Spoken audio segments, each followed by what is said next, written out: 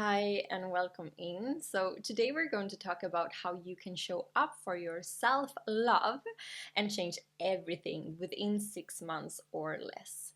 I was thinking the other day about what kept me going in certain areas or in certain moments of my life when it was really difficult. So those of you who have heard my story from before know that I used to feel very discontent on a day-to-day basis. I felt also very overwhelmed, I was stressed out, and I have many different patterns, such as relational patterns, that wasn't helping me, it wasn't serving me, and yeah. So there was like a bunch of different things, like I will not go into the full story of it, but it was a lot of things that made me feel just that I was chaotic, things were complex, life was complex, relationship was complex, like all of that. I just felt like that kind of feeling of that things are difficult, okay, it's hard, so to say. And throughout that period of my life, I began to actually turn and tune into more of love, because I at that moment realized that I really needed to give myself more love in order for me to also have loving relationships and in order for me to keep on going, actually. So during that time, and I will tell you very soon what you can do to turn more into self-love. But before I do that, I just want to give you like some kind of examples. It was at a moment where I was beginning to really show up for myself on a day-to-day basis, and the things that I used to do, I didn't do that any longer, because the urging me of honoring myself, of taking care of myself, of loving myself grew bigger and bigger, and it grew bigger than the other things. So it kind of grew bigger than my patterns. It grew bigger than criticizing myself. So for instance, in this moment, I remember I was kind of like, I don't know if it was love really, but I felt in love with that guy. And you know, sometimes the emotions can be very high in a certain moment, but in that moment I felt in love with that guy, and it didn't work out with that guy, so I was very sad. And but that time I was also very tired of me being sad over guys, me feeling that relationship didn't work and so forth. So I was like, no, I will not do this. I will not have this any longer. So what I began to do instead was that every time I began to like cry over him, first and foremost, I was so done crying over other people, crying over my situation, crying like I have cried so much in my life.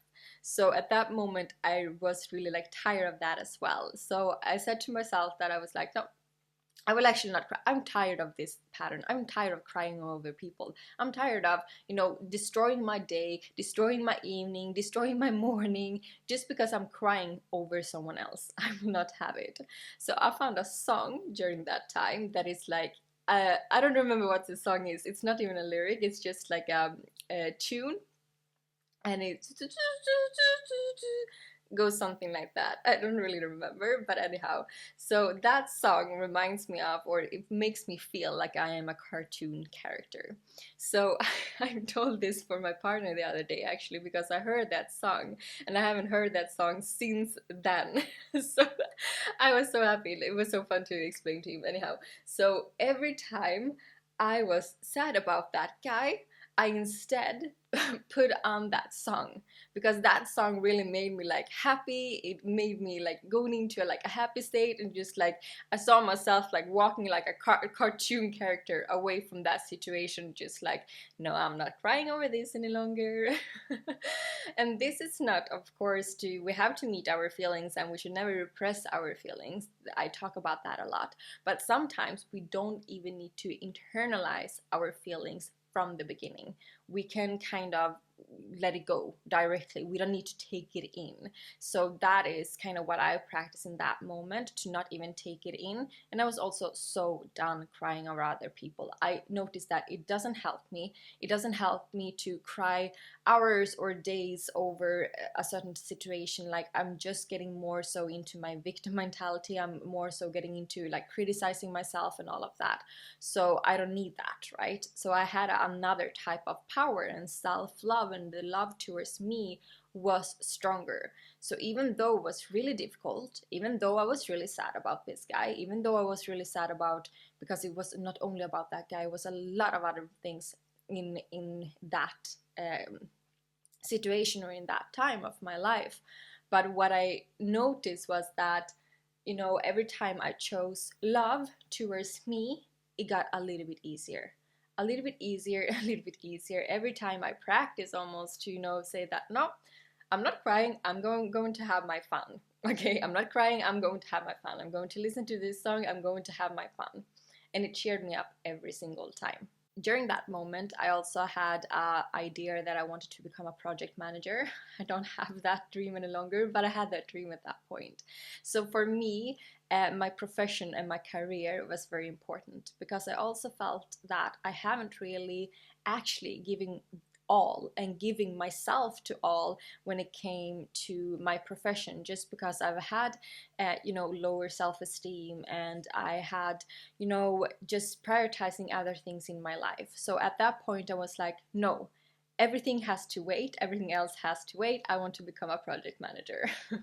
So during that time I was also having, as I said, going through, still was navigating a lot between these kind of feelings that I have in regards to discontentment. I was looking into my relational patterns, I was looking into my childhood. Like, a lot is happening when you're looking into those kind of emotions, feelings, patterns, right?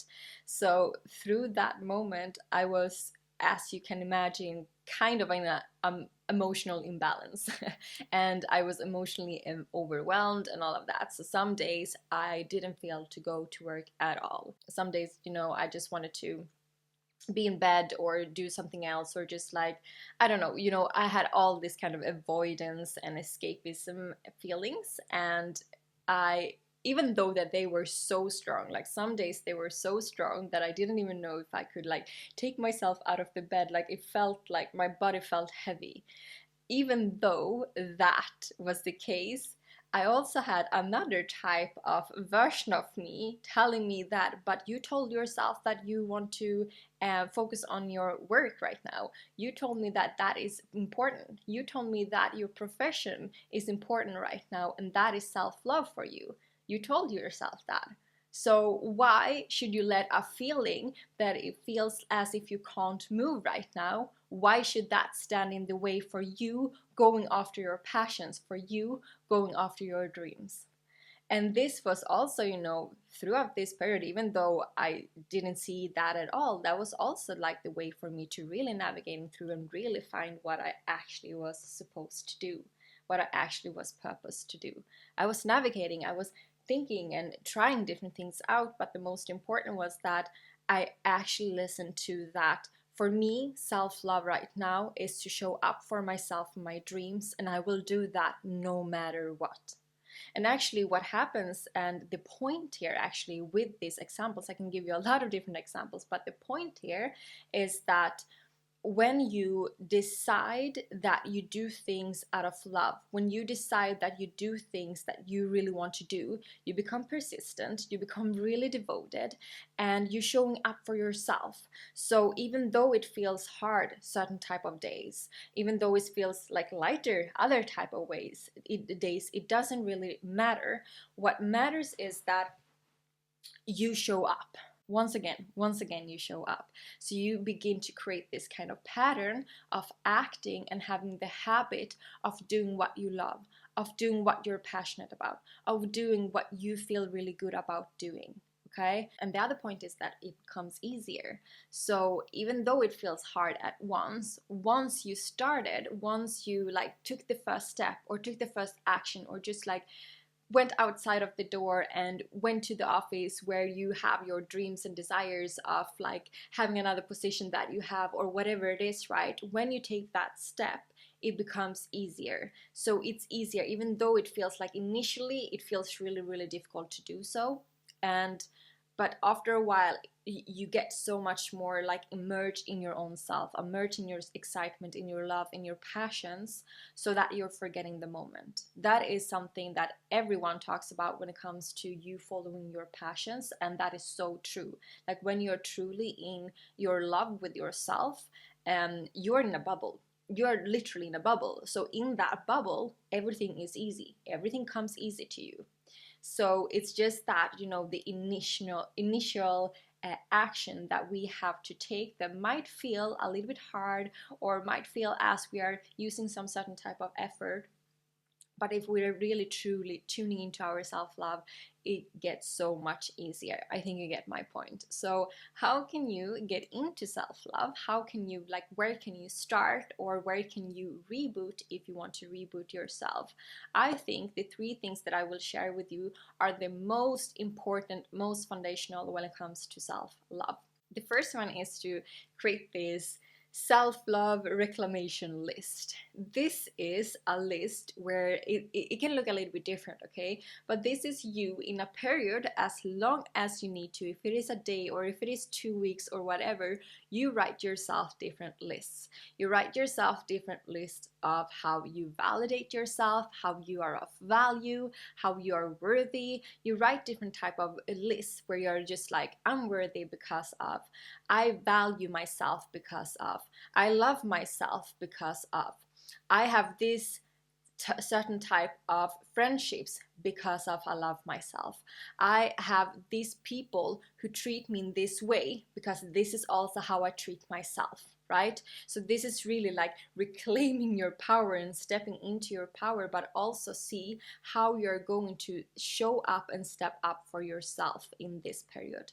So these are lists that you can do like in the evening or in the morning, or find a space where you have a little bit more space for you to do so. And this is really to get you going and get you into a boosted kind of energy, but also in the energy of really seeing your own value and really seeing your own worth. It's so important when it comes to the foundations of self-love. You can also, I remember at one moment when I felt very lonely, and in addition to that, I felt that you know, I've just been very conscious about my low self-esteem, so to say, or that I had a low self-esteem, or I've had it. So at that point I was like, okay, how can I kind of mix those two together? How can I not feel lonely, and how can I feel that I am increasing my self-esteem?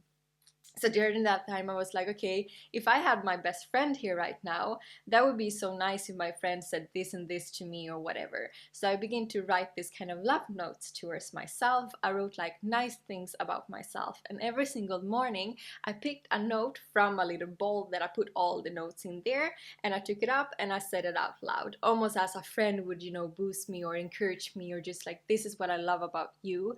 I instead had this kind of friend in one way, but I was that type of friend. So you don't need to do exactly like that, but I'm just like giving you some examples that can get your momentum going. The other thing that is very important, it comes to your values and what you're valuing in life. And some might say that I know my values and all of that, but that is not true when you're shifting identity, when you're shifting into something new, something special, when you're entering a new paradigm, when you are truly like stepping into making your life different and making something different for you, okay? So at that moment, in that time, it's important for you that you make also changes and check in on your values. Like the values I've had for many years, maybe, are they aligned to the version that I'm stepping into now? And so they can be quite different. For instance, just to give you an example, before, when I was younger, when I was studying at the university, I remember that honesty was one of the most important values I had. But I later noticed that the value of honesty was actually me talking about authenticity, and also honesty was me actually coming from a vulnerable or kind of a, you know, wounded state. So from that point, I had that as a value because I felt that people were not always honest.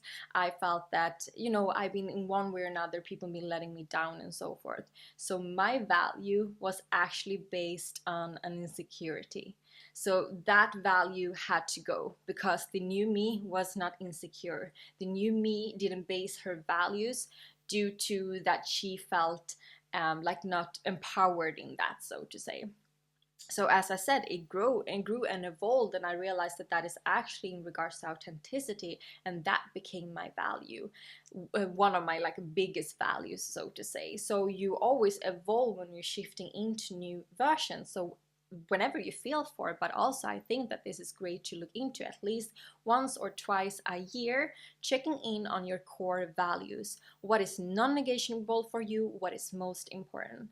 And after that, I also want you to actually make sure that you are acting and taking decisions from those values. It makes it so much easier in the decision making progress as well if you really stick to your values. So if you meet a new person, for instance, and that person is not really making you feel expanded, and you have one of your core values to feel expanded, and no matter what, you want to like be with people that feels that they expand you, you want to do things that it feels that it expands you and stuff like that. If that's a non-negotiable, that might not be the right friend for you. Okay, and we have to actually be that firm in and set that firm boundaries, because or else it will be difficult to take decisions, and or else we will still not do things that is aligned to what we actually want and to our authenticity, right? Okay, so the third thing when it comes to your self-love and like really getting back into your self-love and giving you more of that is to create a belief or a couple of beliefs that are really like helping you throughout this process. So for instance, one of my beliefs that I actually been keeping a lot is that, you know, kind of the overall main belief of that what I feed into is what I get back. Like the energy I put into something is what I get back. So I also had that belief in self-love, and I had that the more love I put into something, the more love I give, the more love I can hold space for myself, but also for others, right? The more love I will get, the more love I will see, the more love I will feed, and it will become easier and easier for me. So I will not need to always take this very like actions or really be, you know, looking out for it and stuff like that, because the more I feed into it, the more it would just natural flow into my life. And that is actually what happened, because what we believe, that is what we get also. But that was, I believe, that really could support me and make me keep on going and make me keep on showing up. Okay, so this is amazing, right? If you like, one of the things that I think that is what like very very foundational and where many people also talk about when it comes to self-love is that we have the excuse of we don't have the space, we don't have the time for it, and it can really really feel that we don't have the time for it. And in some degree, if we are occupied in our minds, if we are occupied and having emotions that we are repressing or emotions that are heavy on us, we don't have that space, to be frankly. So it doesn't always have to be like everything is an excuse in one way or another, if you see it like that, right? Because we can always look around it. But if we are actually a little bit realistic here, it is actually how it looks like, right? So I can understand how it can feel that we don't have space for something. And I know when it comes to self-love, I hear that often, that people are like, I really would love to do it more, but I don't have the space for it. I don't know how to find the space for it. I don't know how to find the time, the energy, and all of that. So space is really really important, of course, in order for us to do this kind of foundational work when it comes to self-love. And I'm holding a masterclass where we will be talking about space. Okay, so next week, the 11th of September, I'm holding this masterclass, and I'm just actually open up the registration for this masterclass. It's a free masterclass, so just join, and you will have all the, I will put all the information in the description. So in this masterclass, I will give you a method which I've used, and I've used it over and over and over again to create more space in my life, to open up for this space no matter what I'm going through, to call in more of that satisfaction in my life, to call more in of that fulfillment into my life. So if that sounds interesting to you, check out the description, and I think that we are done for today. I hope that you have a great day, and good luck with your self-love now. Okay, keep on listening to you within Talks. Bye.